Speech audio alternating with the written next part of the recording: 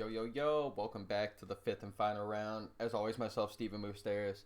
And I just broke down Paul Craig versus Jamal Hill for the opening fight, the opening bout for the main card on UFC 263 Saturday.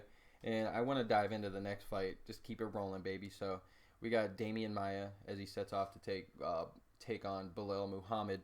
And boy, this is one of those conflicted fights that I'm in right now because it's like, you got Demian Maia, who, I mean, Jesus Christ, if you look at it, he went on like a 4-fight win streak before fighting Kamaru Usman in 2018, and he took a real bad L to him, and then he goes on a nice little 3-fight win streak, beating Lyman Good with a submission, beating Anthony Rocco Martin decision, and then submitting Ben Askren again, and then we're sitting there, oh shit, Demian Maia's 40 years old, one fight, if not, even he was probably at the time ready for a belt, like ready for a title fight. But then with Usman having all these fights and whatnot, so then he set to fight Gilbert Burns and then completely derails my man. And we remember it pretty well. If you guys don't, clearly Gilbert Burns put a whooping on Demian Maia and just had him looking extra slow. Just looked really bad. Vicious knockout. It was pretty much a walk-off, but the ref didn't call it. And then he had to take a couple more blows. But it's just tough, man, because now we're sitting here. Demian Maia's talking. I mean, we've all been talking about it, but Demian Maia's at least admitted it as well, that this could very well be his retirement fight. Like, it's one of those fights. You win, you keep going, you lose, it's probably done. It's time to take the gloves off. And he's got a very, very tough opponent in Belal Muhammad, who is all team gas tank. All go, no stop, all forward, never backwards, and unless he's fighting Leon Edwards, no offense, but so it's very interesting because this is one of those fights. If you like watching both of the guys, I've counted out Demian Maia probably every fight for the last, other than Anthony Rocco Martin, I should say, and Lyman Good, because I knew pretty sure he was gonna finish him, but or not finish, but at least win. And like kind of like Glover Teixeira, I always get Demian Maia and Glover Teixeira together. But Demian Maia, I've always counted him out just because I after watching him get his ass beat by Anderson Silva way back in the day, I just knew he didn't have what it took. And then especially after watching him just get absolutely demolished by Tyron Woodley, and then the Colby Covington, and then Kamaru Usman, it's like I've always counted him out. And I kind of thought Jorge Masvidal would be able to do it too, but we saw Jorge got beat by him, So it's really tough because every time you count out Demian Maia, he comes back and puts on like a 4-fight win streak.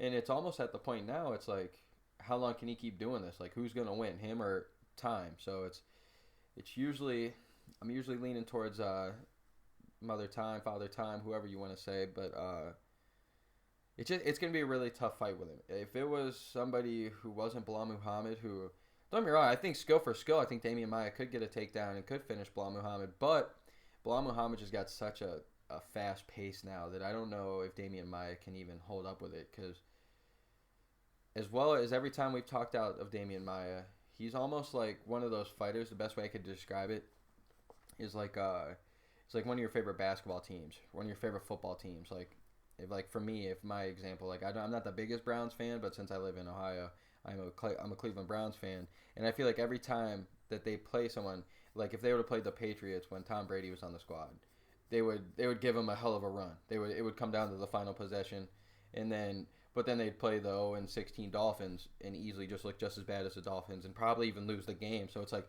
it's one of those, Demian Maia is one of those guys that's like, whatever level of the competition he's got, that's who Demian Maia is coming out that time. Because we watched the Ben Askren fight. A lot of people call it one of the worst fights of MMA history. It's just how boring it was and how slow both of the dudes were.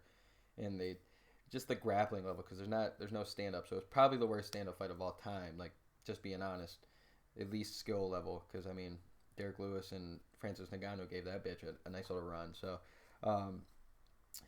it's just a tough one right now, because I don't want to say, because I don't see Belal Muhammad finishing Demian Maia, but I see Demian Maia finishing Belal Muhammad, if that makes sense. But I do see Belal Muhammad easily running through him all 3 rounds and kind of keeping the victory, but I don't know. I'm just kind of, it's a toss-up right now. But at the same time, let's be real, Demian Maia is 40. So it's just kind of tough. And whenever you even have that thought of, like, this could be my last fight, it's usually not good for our fighters. So I don't know. I'm leaning towards the Belal Muhammad unanimous decision, 3 rounds, just kind of putting the whooping on him. I could see, even if he does win, even if Muhammad does win, I could see maybe a Demian Maia, like, late first round, early second round, maybe even, like, the middle of the third round. Just at one point of the time getting one takedown that could be very scary and kind of have Belal in, like, a nice little interesting spot where he's really in danger, and maybe he'll probably get out of it. I don't know. I could easily see it happen. I feel like it's every single time I watch a Demian Maia or Glover Teixeira fight, they're getting their ass pieced up, and then all of a sudden, oh, takedown. Oh shit, look at this. Oh, they get the submission, and then it's over. Like, and then they stand up bloody or black eyed, and it always looks like they took the beating. But so I could definitely see it happen. Wouldn't be shocked at all if Demian Maia pulls out a nice little win.